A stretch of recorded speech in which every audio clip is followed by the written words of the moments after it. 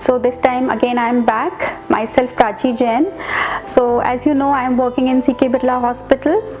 In previous video we have discussed about the nutrition of pregnancy in first 3 months. Now today we will discuss the nutrition about pregnancy for the second trimester. So in this trimester it is a really need of the nutrition where you need to focus on what you are eating and how much you are eating.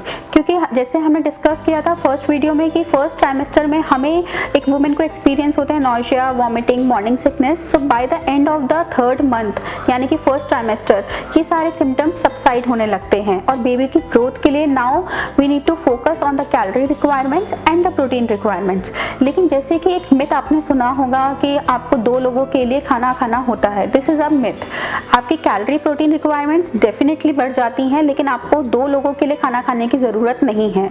आमतौर पे एक normal sedentary women के लिए 1800 से 1900 calorie जो कि एक first trimester में ज़रूरी थी, वहीं अब थोड़ी सी बढ़कर यानी कि प्लस 350 कैलोरीज हम और करेंगे. लाइक 1900 कैलोरीज आपको रिक्वायरमेंट था तो अब हम प्लस 350 कैलोरीज और बढ़ाएंगे अपने सेकेंड ट्राइमेस्टर और थर्ड ट्राइमेस्टर में.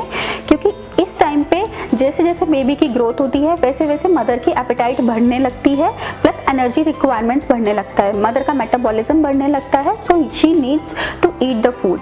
ऑल्सो कैलोरीज के साथ साथ प्रोटीन के रिक्वायरमेंट्स भी बढ़ती हैं. प्रोटीन जहाँ पर पहले हमें 55 टू 60 ग्राम प्रोटीन यानी कि 1 ग्राम पर KG body weight ideal body weight required था, यहाँ पर अभी 30 ग्राम्स की रिक्वायरमेंट बढ़ जाती है. तो 50 या 55 अगर हम बोले तो प्लस 30 यानी कि 80 टू 85 ग्राम तक प्रोटीन एक वुमेन को लेने की ज़रूरत है अपनी डाइट में, सो दैट बेबी की ग्रोथ प्रॉपर रहे, मसल्स प्रॉपर बन सके, मदर जो है उसमें स्ट्रेंथ रहे, कोई वीकनेस नहीं आए.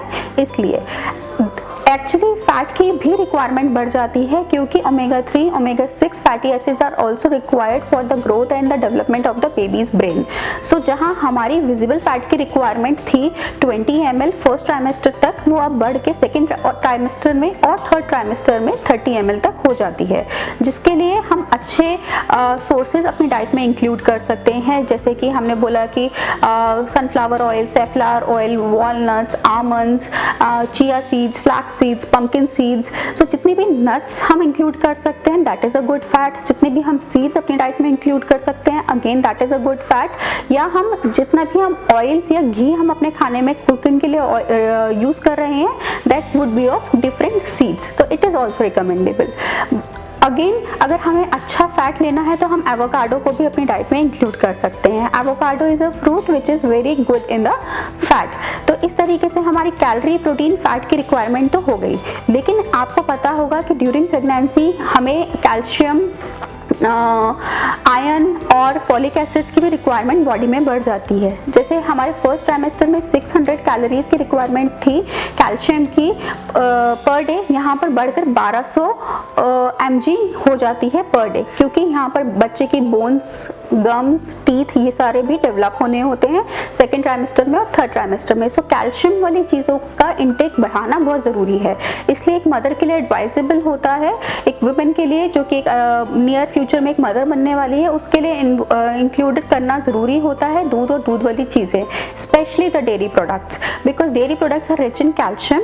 तो कैल्शियम के एब्जॉर्प्शन के लिए आपको कैल्शियम और विटामिन डी दोनों का ही सेवन आपके लिए करना ज़रूरी है. तो स्पेशली कैल्शियम अगर हम बोलते हैं तो हम कैल्शियम किसी भी तरीके से ले सकते हैं, चाहे दूध है, चाहे दूध वाली चीज़ें हैं, चाहे दही है, चाहे पॉरेज है, चाहे किसी खीर की फॉर्म में ले सकते हैं, किसी भी डेयरी प्रोडक्ट की फॉर्म में आप इंक्लूड कर सकते हैं, छाछ की फॉर्म में, लस्सी की फॉर्म में, या फर्मेंटेड फूड भी आप इंक्लूड कर सकते हैं क्योंकि उनके फर्मेंटेशन के लिए आप बहुत बड़ी चीज़ों में दही डालते हैं, या आप मखाना वगैरह अपनी डाइट में इंक्लूड कर सकते हैं. सो इस तरीके से आप अपने कैल्शियम की रिक्वायरमेंट पूरी कर सकते हैं. फिर बात आती है आयरन की. आयरन भी हमें इस टाइम पे इंक्रीज करने की ज़रूरत है, जिसके लिए सप्लीमेंटेशन भी दिया जाता है, because iron is also very important and उसका एब्जॉर्ब होना उससे भी ज़्यादा इंपॉर्टेंट है. सो आयरन के एब्जॉर्प्शन के लिए विटामिन सी इज़ रिक्वायर्ड.